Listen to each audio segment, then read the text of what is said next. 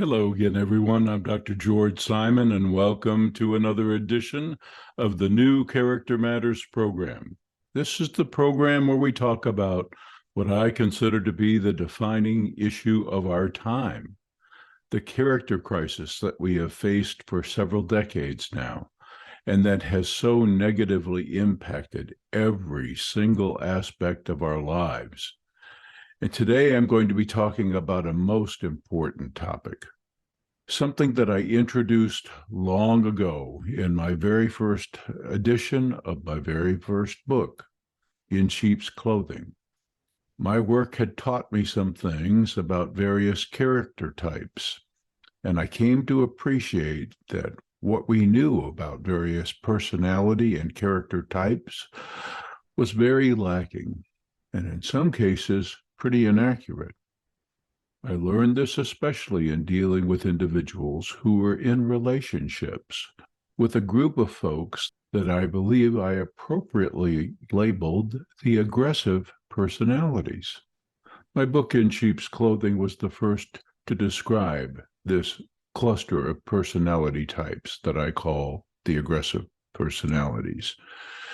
It was also the first to highlight the phenomenon we commonly call gaslighting, the crazy-making feeling, when someone who is determined to dominate or control you or in some way manipulate you into doing things their way, seeing things their way, et cetera, makes you feel crazy for suspecting what they're up to, and also for suspecting why they're doing what they're doing.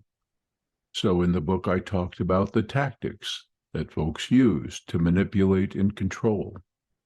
I also thought it was important to explain that the aggressive personalities that I'm going to talk a little bit more about today are characters that go way beyond just being narcissistic. It's one thing to be self-centered. It's one thing to harbor feelings of superiority and grandiosity. It's one thing to feel like you don't really need anyone. Narcissists might very well use people for selfish purposes. They might exploit folks. But pure narcissists don't need people in the way most people need people. We get the term narcissism, after all, from the ancient myth, where a person falls in love with their own image to the point that they are completely enthralled with themselves, and they are not fazed at all by the interest of another. There's another character in that mythical tale who pursues Narcissus and who he really doesn't have any use for because he's found all that he needs in himself. But there are characters among us whose pathology extends far beyond their mere narcissism. Folks who are narcissistic, to be sure, in all the various shades and manifestations of narcissism. And I explain in all my books that not all narcissism is the same. There are various types and degrees of narcissism with very different implications for the kind of relationship you're likely to have and the kind of abuse you're likely to suffer. But the aggressive personalities that I describe are hell-bent on dominance. All that matters to them is being on top, in control, winning, sometimes at all costs. And it feeds into their narcissism. And so in my first book, and in all of my subsequent books, I spent some time with the aggressive personalities, explaining who they are, how they operate, what goes wrong in their character development to make them the kind of folks that they are, what innate traits they have that help predispose this learning failure, and what events in their formative experience may also help predispose things. So I outlined these types from the unbridled aggressive folks, the pure brutes who don't care what they do, what rules they break, who they hurt, frequently running afoul of the law, frequently trespassing over all the major boundaries of a civil society, to the channeled aggressive folks. And we'll come back to them in a minute. These are the folks that know how to, generally speaking, contain their aggressive instincts, their will to power, their desire to dominate, control, and to wield power ruthlessly. They generally know how to contain these urges, and they do so for purely practical purposes. But when folks are not looking, or when they don't think they'll be detected, or they think they can get away with it, they can be just as horrific in their actions as some of their other aggressive personality counterparts. I also described the sadistic personalities. These are folks who enjoy the hurt they cause. Most aggressive personalities are not motivated by causing pain to others. They don't care if they cause pain to others. They just want their way. They just want to rule. They just want to win at all costs. And if you get hurt in the process, so be it. But hurting is not their primary agenda. For sadistic individuals, it's different. They derive inordinate satisfaction from inflicting pain. And then we have the individuals that I term in my books the predatory aggressives. These are the folks that we have alternately called psychopathic or sociopathic. Nature's only known intra-species predators. Aggressive personalities with so much malignant narcissism in their hearts that they look down upon all the folks that they consider to be inferior in their grandiose sense of their own importance, and who therefore see the folks that they hold to be inferior as rightful prey. And so they abuse and exploit at will. And then finally, another character type that engages in a behavior that's most often at the heart of manipulation. And these are the covertly aggressive folks.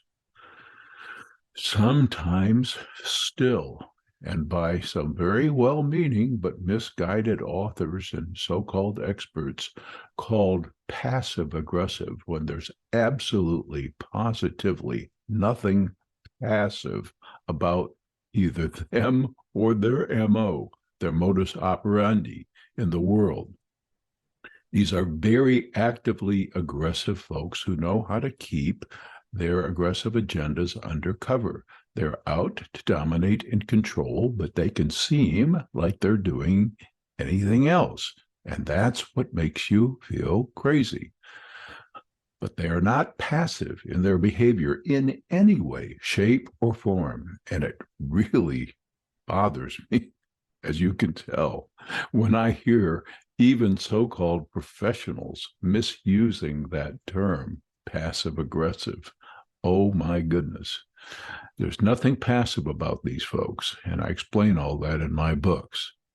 But at any rate, my work was the first to introduce these character types. And why I'm talking about it today in particular is that aggressive personalities tend to want to gravitate towards certain human enterprises, occupations, life callings, if you will, jobs.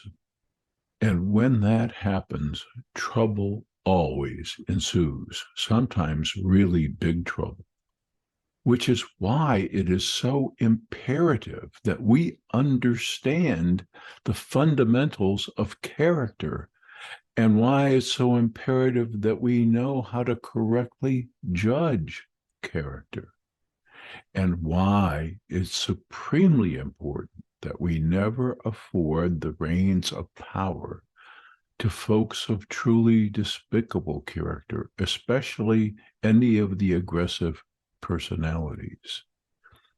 These character types naturally tend to gravitate toward occupations and positions where they can wield power and achieve dominance because that's their objective. So they make their ways into government, into law enforcement, the military. Now, you did not hear me say, and I am not at all implying that everyone in such occupations has this character type. But this is where they tend to go. And it's always trouble because such character types not having a solid moral compass and a well-developed conscience and lacking in the ability to care, such types will inevitably seek power too rapidly and abuse every bit of it that they have. And we keep witnessing egregious examples of this, even to the point that maybe we've become desensitized and nothing seems to shock us anymore. But it behooves us to be wary. Sadly, I think that in our age of rampant narcissistic entitlement and self-serving interest in our current climate, we are willing to give character a pass, to not even consider it very much if someone professes to serve our need or our desires. And we're paying a dear price for that. Now, I must also say that just as it is true that narcissism comes in various types and degrees, so do the aggressive personalities. It's not just a matter of type, but a matter of degree.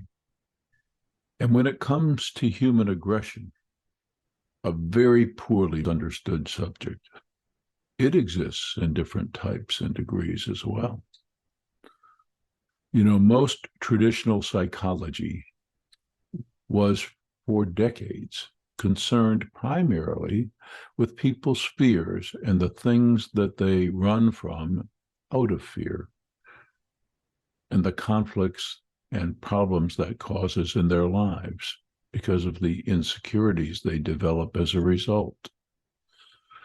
But far more human problems are related to the ways that we fight with one another. We do a lot of it in our daily life, and some of it is absolutely necessary because this is a world in which there are no guarantees, and we all strive to thrive and to prosper in it. And sometimes that takes a bit of fight. But why we fight, how we fight, and for what purposes we fight largely defines our character. We can either fight with principle and with restraint and with care for the welfare of the other while advocating for our own cause, observing limits and boundaries, and especially to construct or build something as opposed to merely destroy.